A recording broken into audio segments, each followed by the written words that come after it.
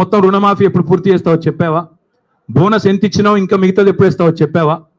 రైతు భరోసా అని డైలాగులు కొట్టి 15,000 అని చెప్పి 12,000 ఎందుకు ఇచ్చినావా? దౌర్భాగ్యం ఏందో చెప్పినావా? ఆడపిల్లలకు స్కూటీలు ఎప్పుడు ఇస్తావో చెప్పినావా? ముసలోళ్ళకి 4,000 పెన్షన్లు ఎప్పుడు ఇస్తావో చెప్పావా? ఇది ఏది చేత కాదు. కాబట్టి ఏం చేయాలి? ఈ తెలంగాణను దండుపాలెం బ్యాచ్ లాగా దోచుకుంటున్న అన్నదమ్ముళ్ళు, అనుముల బ్రదర్సు, నువ్వు కలిసి, అదేవిధంగా మీ వాళ్ళు కలిసి మొత్తం ఈరోజు డైవర్షన్ గేమ్లు తప్ప 20 నెలల్లో చేసిందేంది? ఇవాళ వెన్నుపోటు పొడవడం అనేది రేవంత్ రెడ్డికి ఏం కొత్త కాదు, వెన్నతో పెట్టిన విద్య. నమ్మి ఓటేసిన పాపానికి దేశ రాజధాని ఢిల్లీ సాక్షిగా మరి మళ్ళొక్కసారి తెలంగాణ ప్రజల గొంతు కోసిన కసాయి రేవంత్ రెడ్డి.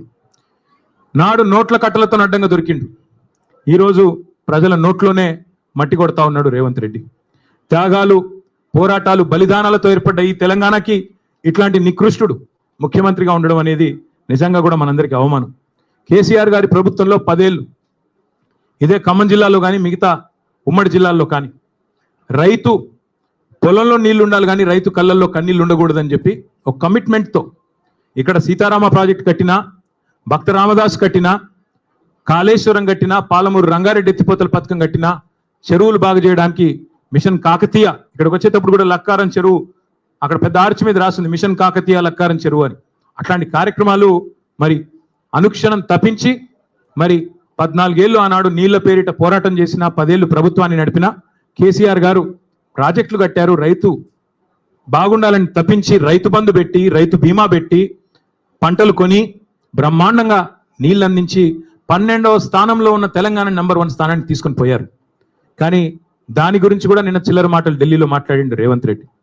బాబు గారితో మరి జరిగిపోయిన దొంగ ఒప్పందం, చీకటి ఒప్పందం బయటపడంగానే కవర్ చేసుకోవడానికి కవర్ డ్రైవ్లు, ఇవన్నీ ఎక్స్ట్రా కవర్ డ్రైవ్లు, డ్రగ్స్, కాళేశ్వరము, ట్యాపింగు, టూపింగు. అందుకే కుడిలో పడ్డ ఎలకలా కొట్టుకుంటా ఉన్నాడు. ఏం చేయాలో తెలియదు, దొరికిపోయిండు. అడ్డంగా దొరికిపోవడం కాబట్టి అడ్డదారులు ఎత్తుకుతా ఉన్నాడు. ఎజెండాలో ఫస్ట్ ఐటమ్ అని చెప్పాడు కదా, నేను కాదుగా చెప్పింది. ఎజెండాలో ఫస్ట్ ఐటమ్ అని నిమ్మల రామానాయుడు గారు, ఏపీ మంత్రి గారు చెప్పిన మాట వాస్తవం కాదా? ఇంత స్పష్టంగా చెప్పిన తర్వాత తెలంగాణ ముఖ్యమంత్రి అబద్ధాలు చెప్పిన మాట వాస్తవం కాదా? అందుకే నేను అనేది 70 లక్షల మంది రైతుల ముందు, ఇవాళ కోట్లాది మంది ప్రజల ముందు మళ్ళొకసారి దొరికిపోయింది కాబట్టే ఈ మైండ్ బ్లాంక్ అయిపోయి ఈ పనికిమాలిన మాటలతో అటెన్షన్ డైవర్షన్ కోసం ఈ చెత్తవాగుడంతా వాగుతా ఉన్నాడు. డ్రైనేజీ కంపు ఎంత అయితే ఉంటుందో అంతకంటే ఎక్కువ మీ దగ్గర అదే ఉండేది. ఇక్కడ ఇదివరకు కాలువ, ఆ గోళ్ళపాడు ఉండే ఇదివరకు, అలా పోవాలంటేనే భయం అవుతుండే. అంతకంటే కంపు ఉన్నది ఇప్పుడు రేవంత్ రెడ్డి నోరు.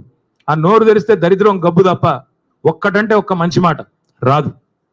అట్లే నేను అడుగుతా ఉన్నా, ఈ జిల్లాలో ఏం చేశారు ఇప్పుడు రేవంత్ రెడ్డి గారు? ఈ 20 నెలల కాలంలో రాష్ట్రానికి ఏం చేసినావు, ఖమ్మం జిల్లాకి ఏం చేసినావు చెప్తావా? కేసీఆర్ గారు కట్టిన ప్రాజెక్టు సీతారామం, ఆ ప్రాజెక్టుకు వచ్చి రిబ్బన్ కట్ చేసి నెత్తిన నీళ్ళు చల్లుకోవడం తప్ప నువ్వు పీకింది ఏంది, నీ మంత్రులు పీకింది ఏంది అని అడుగుతా ఉన్నా. ఒక మంత్రి ఏమో బాంబుల్లో బిజీగా ఉన్నాడు, ఆయన పేరు బాంబులేట్ అయిపోయింది పాపం. ఇప్పుడు బాంబు వెళ్తుంది, అప్పుడు బాంబు వెళ్తుంది. Karthika Pournami bye, Deepavali bye, Sankranti bye, మళ్ళా దసరా రానివట్టే, దీపావళి రానివట్టే. ఇప్పుడు వెళ్తుంది, అప్పుడు వెళ్తుంది. ఏంది పేలేది, ఏంది చేసింది ఏంది, నువ్వు పీకేది ఏంది? అందుకే చెప్పాను నేను లాస్ట్లో కూడా, ఏదో ఉచ్చులో ఇరుక్కున్నాడు అంటే ఉత్సాన బొత్స అని చెప్పాను.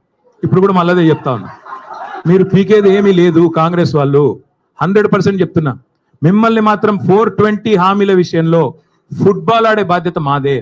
ప్రధాన ప్రతిపక్షంగా రేవంత్ రెడ్డి కావచ్చు, పొంగులేటి కావచ్చు, వాళ్ళ అయ్య కావచ్చు, వాళ్ళ తాత కావచ్చు, ఫుట్బాల్ ఆడే బాధ్యత మాది.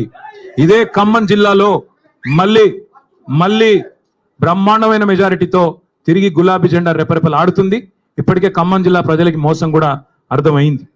నేను ఎందుకు ఇలా బాధ అంతా ఏంటి, ఇలా ఆక్రోశం ఏంటి? పొంగులేటి శ్రీనివాసరెడ్డి గారికి బ్రహ్మాండంగా ఈ ప్రభుత్వం వచ్చిన తర్వాత కొడంగల్ లిఫ్ట్ ఇరిగేషన్లో 4,000 కోట్ల రూపాయల ప్రాజెక్టులు ఇచ్చారు. అదేవిధంగా ఎంత అద్భుతమైన బంధం అంటే బడే బాయ్ చోటే బాయ్ బంధం, బీజేపీ కాంగ్రెస్ బంధం ఎంత దృఢమైన బంధం అంటే పొంగులేటి ఇంటి మీద ఈడీ రైడ్ అయ్యి సంవత్సరం అయింది ఇప్పుడు దగ్గర. ఇటు పొంగులేటి మాట్లాడాడు, అటు ఈడీ వాడు మాట్లాడాడు.